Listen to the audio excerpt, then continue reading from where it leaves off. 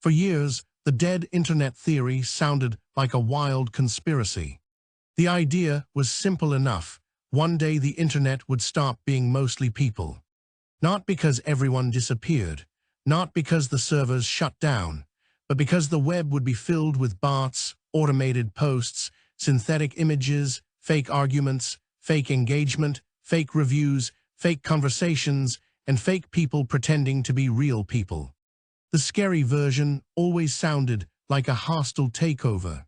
Foreign bot farms, military disinformation campaigns, millions of fake accounts arguing with each other, automated propaganda flooding every comment section, a web so polluted that nobody could tell what was human anymore. And maybe some of that is happening. But the stranger part is this. The dead internet is not only being built by outsiders attacking the platforms. A lot of it is being built by the platforms themselves. That is the part people do not want to look at. The web is not just being flooded by AI from the outside. It is being reshaped from the inside. The companies that once survived because real people created, shared, argued, played, built, joked, helped, and complained on their platforms are now turning those same people into training data, moderation problems, engagement units, and background noise. And that changes the whole story. This is not just AI taking over the internet. This is the user-made internet being slowly converted into a machine-readable factory. And 4 places show the pattern clearly: Pinterest, Reddit, Steam, and Discord. Each one was built around people. Each one had a different kind of human value: images, discussion, games, communities. And each one is now being dragged into the same AI-shaped future. Not always in the same way, not always with the same intent, and not always with some evil master plan. But the direction is hard to ignore.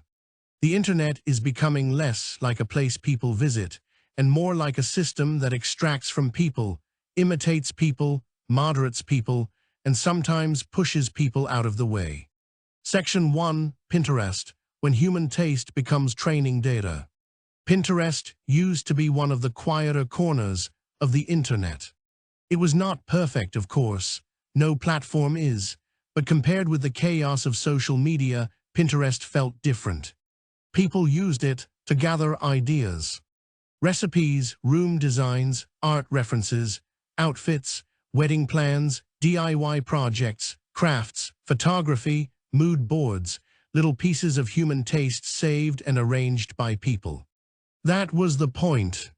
Pinterest worked because it was built around discovery, not just search, but human curation. You were not only finding images, you were following trails of taste. Someone liked this, someone saved that, someone arranged these ideas together, someone built a board that had a feeling to it. That human layer was the value. Then AI images started pouring in. At first, it probably looked like more content, more images, more pins, more things to recommend. But more is not always better. If a platform is supposed to help people find inspiration, and the search results become filled with glossy, synthetic, almost right images, the experience changes. A human artist does not just compete with other human artists anymore.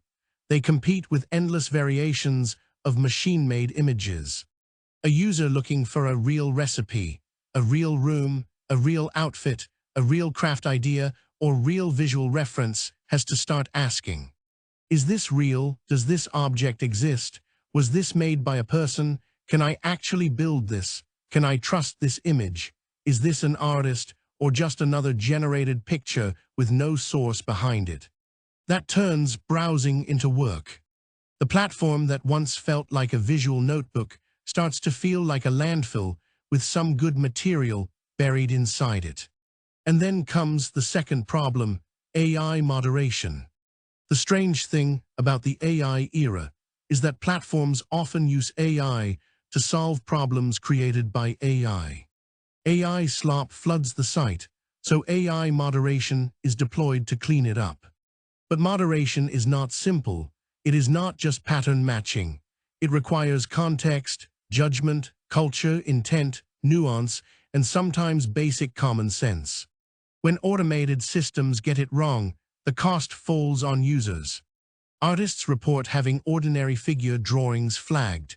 People report human-made work being labeled as AI modified. Creators have to appeal decisions, explain themselves, gather evidence, and prove their own work is real. That is a strange reversal. The platform benefits from the content. The machine mislabels or removes the content. Then the human has to do unpaid administrative work to convince the machine that the human is human. That is where the whole thing starts to feel insulting. The user is not treated as the reason the platform exists. The user is treated as a source of possible violations, possible data, possible engagement, and possible liability. And the bigger danger is not one bad label or one bad takedown. The danger is the mental tax. If every upload might be misunderstood, if every image might be mislabeled, if every appeal takes time, if every creative act has to come with a folder of proof, then the platform becomes hostile to the very people who made it valuable. Some people will fight, some people will appeal, some people will complain. But many will just leave. They will build private folders, they will make physical reference boards, they will save things locally, they will stop feeding the machine. And when the humans stop feeding the machine, the platform has to lean even more on synthetic content to keep the illusion of abundance alive. That is the loop. Human creativity builds the platform, AI floods the platform, AI moderation punishes the humans, humans leave, the platform becomes even more dependent on AI. That is not progress, that is a platform eating its own roots. Section 2, Reddit, when human conversation becomes a resource mine. If Pinterest was the visual memory of the internet, Reddit was one of its noisy public brains.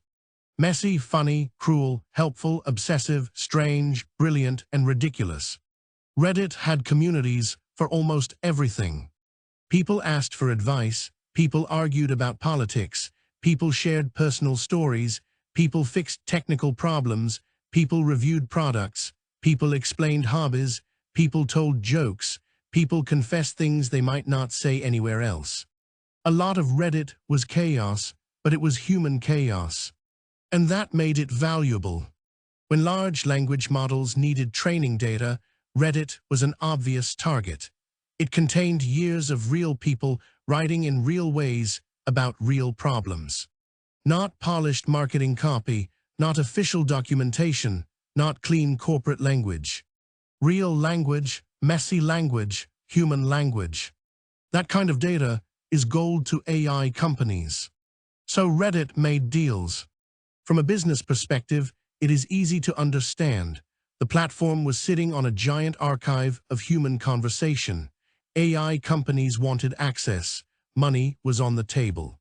But from the user side, something changed. A person might think they are posting to a community. They might think they are asking strangers for advice. They might think they are sharing a story with other humans. But now there is another layer. That conversation can become training material. That comment can become part of a model. That argument, that joke, that confession, that advice, that emotional story, all of it can be swallowed into the machine. And once that happens, the incentive structure changes. Because if AI companies are training on Reddit, then influencing Reddit becomes more powerful.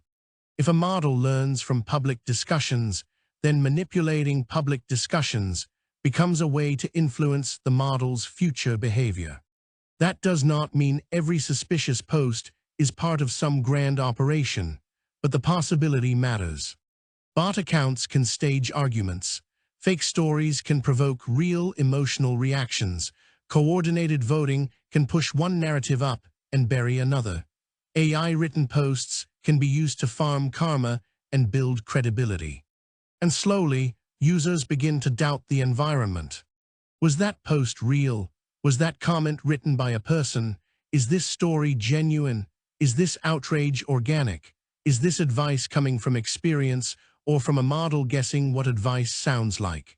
Once that doubt spreads, the social contract cracks. A forum depends on the feeling that someone is actually on the other side. You do not need everyone to be honest. You do not need every post to be perfect, but you need enough trust to believe that the conversation is still worth having.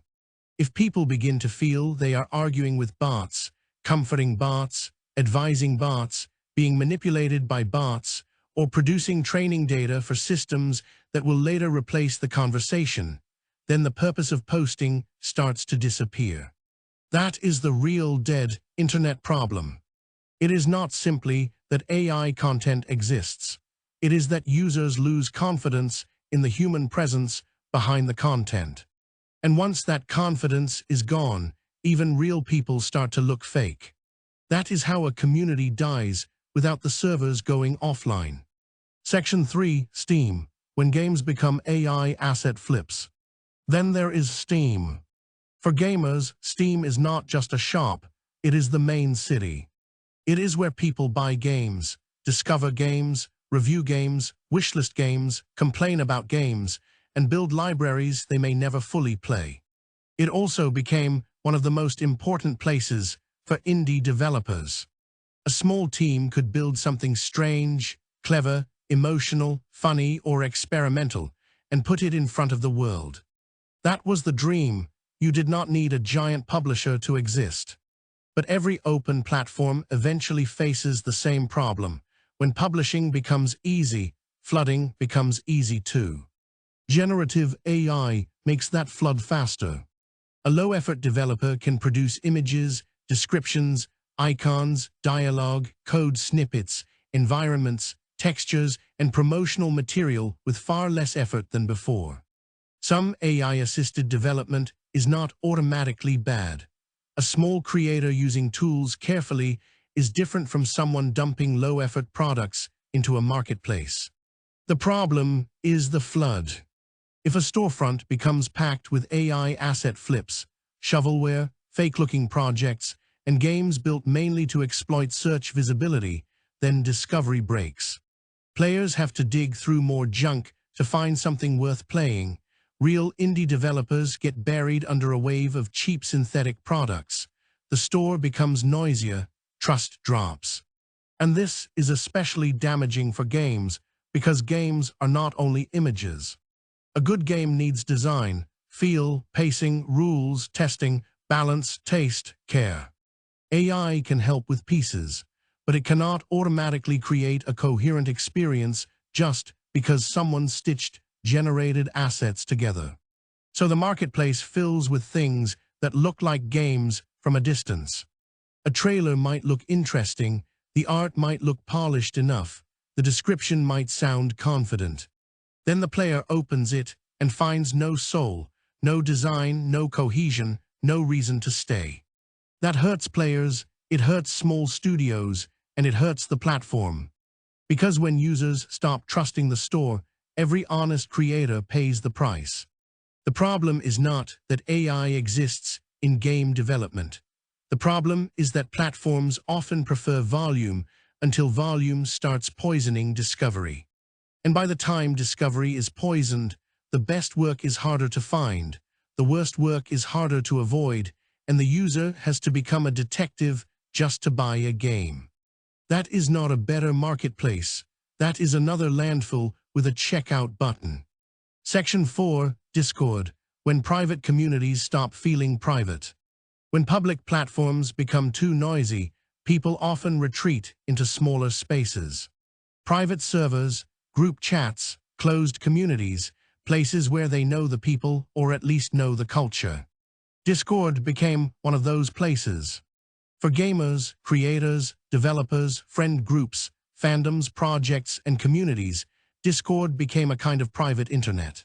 Not fully private, of course, but private enough to feel different from the open web. That feeling matters. A Discord server can feel like a room, a messy room but still a room. People talk, joke, share updates, ask questions, argue, disappear, come back. Then AI starts entering that room. Sometimes it is useful. Bots can summarize, bots can moderate, bots can answer repeated questions, bots can help manage big servers. But there is a line. If every server has AI tools watching, summarizing, responding, scoring, filtering, flagging, and generating content, then the room starts to feel less human.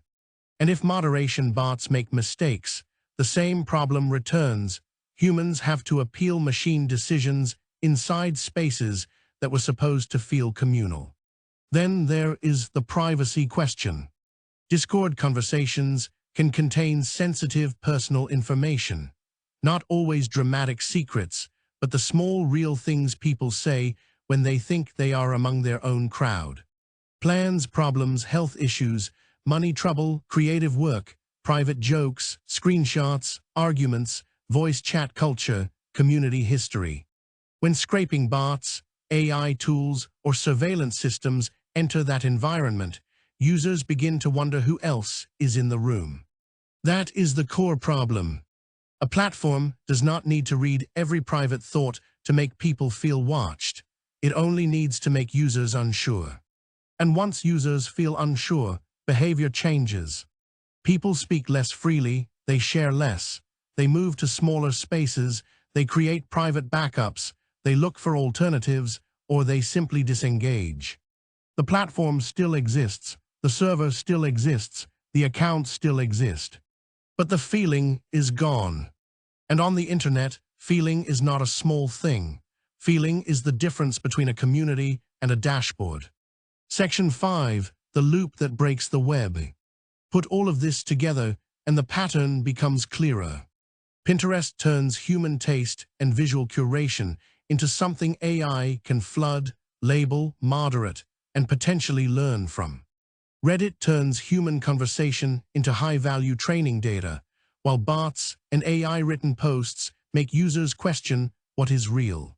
Steam risks turning discovery into a landfill where real games compete against cheap AI-assisted noise. Discord, once a retreat from the open web, faces the same pressure. More bots, more automation, more AI moderation, more privacy anxiety. Different platforms, same direction. The human layer becomes less protected. The machine layer becomes more powerful. And the user gets squeezed. The user creates the value. The platform captures the value. The AI trains on the value. The AI floods the platform with imitations of the value. Then the platform uses more AI to manage the mess. That is the dead internet as a business model. Not a single switch flipped overnight. Not one villain pressing a red button. Not one army of bots invading from outside. A slow conversion. Human spaces become content farms. Content farms become training sets. Training sets become synthetic content. Synthetic content fills the human spaces. Humans lose trust and leave. The machine eats more of its own output. That last part matters. AI systems need human reality to stay useful. They need real language, real art, real behavior, real problems, real taste, real disagreement, real culture.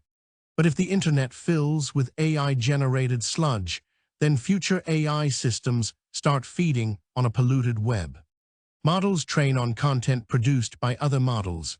Search results fill with synthetic summaries of synthetic articles. Forums fill with generated posts reacting to generated stories.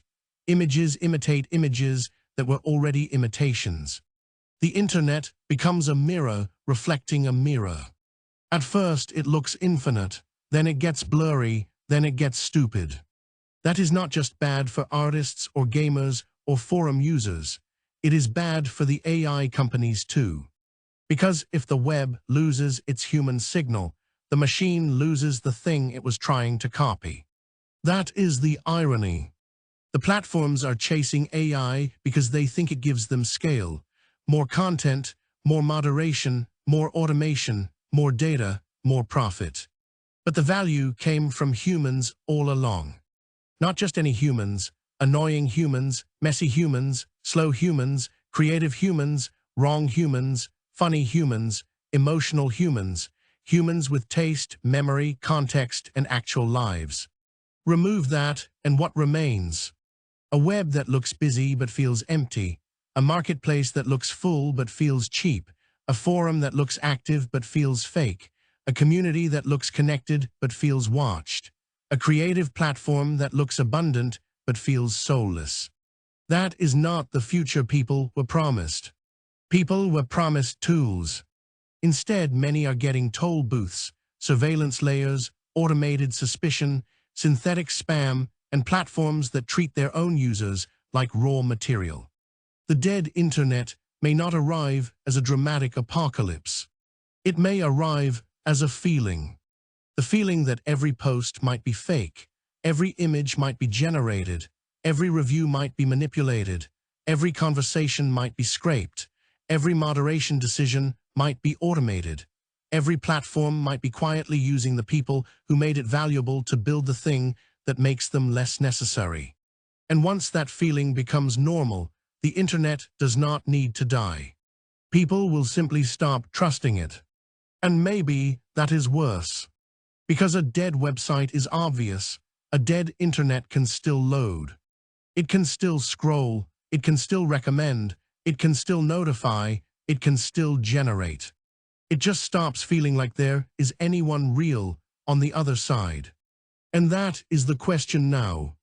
If the internet becomes a machine talking to itself, where do the humans go?